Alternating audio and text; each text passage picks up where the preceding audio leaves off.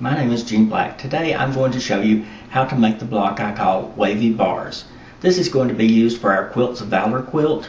So what I've done, let's look down. I have used my OmniGrid 12.5 inch ruler to cut 3 squares of different colors, and I've got them stacked. Red, what I'm using is a white, which actually is a light blue, and my blue. To do this, I'm just going to keep my squares stacked neatly, and about 1/3 of the way down I'm going to start here and just start on the fabric just a little bit, roll back.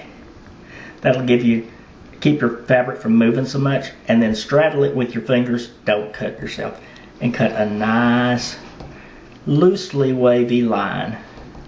Your fabric will try to walk from you a little bit. Don't worry about that, just let it go. Hold it as steady as you can. Get that nice wavy line. You'll have 3 pieces. We're going to do the same thing over here, about 1/3 of the way down. Just eyeball it. It doesn't have to be perfect. This is a somewhat wonky block and a wonky technique. There we go. Now we've cut our 3 pieces, and we're going to move the top one on this end to the bottom. We're going to the other end, and we're going to move the bottom one, if I can get a hold of it, to the top. That gives us our 3 stacks to work from. We're going to move our stacks over by the machine. Then once we're there, we'll start sewing.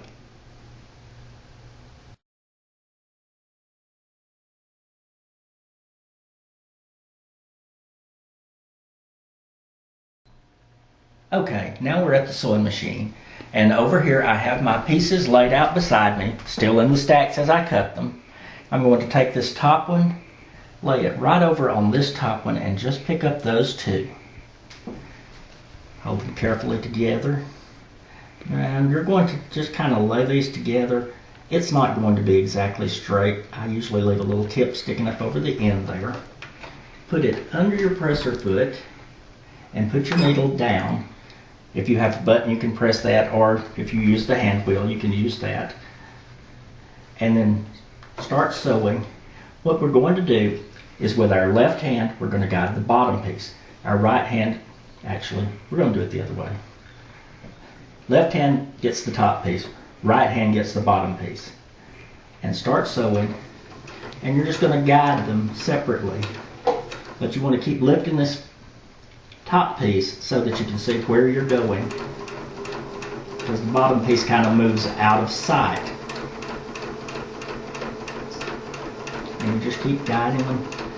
We're not worried about a 1/4 inch seam here. We want it approximately 1/4, but if it's a little bigger or a little smaller, that's okay.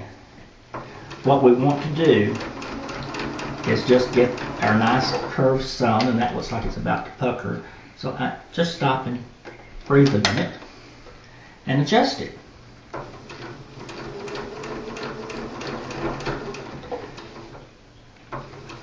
This technique requires a little bit of bravery and, not worrying. Don't fret about it. It'll be okay. You can rip them out, or you can just cut some more pieces if you mess it up. But don't worry about that. You're not going to. It's going to be fine.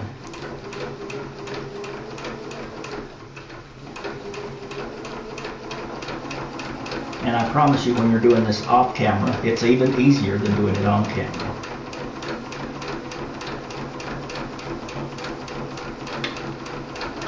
Just hold that down, sew it through, one more little stitch, raise your needle, pull it out, and clip it. And you have that first piece sewn. Now when we press this, we're going to use a lot of steam, and I like a little starch in it. Okay, then you go back over and take this piece with you to your stack, because you want to be sure that you match it up with your other piece so that you get the right piece.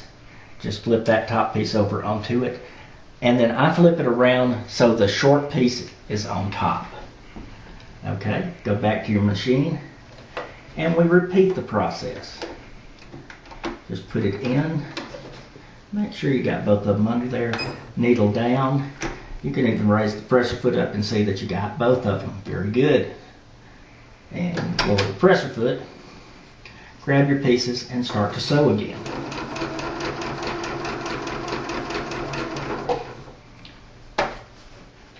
Again, you're just working it through exactly the way you did the other one.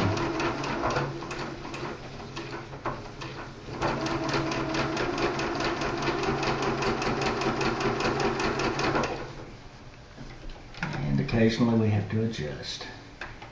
Take it easy, take a deep breath, and enjoy the process. And I just almost ran off the edge on that one. But we'll keep going. It's caught. That's good.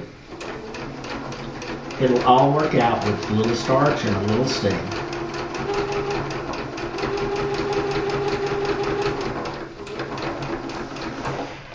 When you get to this end, you may just have to pull that around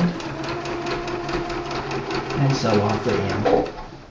Again, raise your needle, clip it off, and there you have it.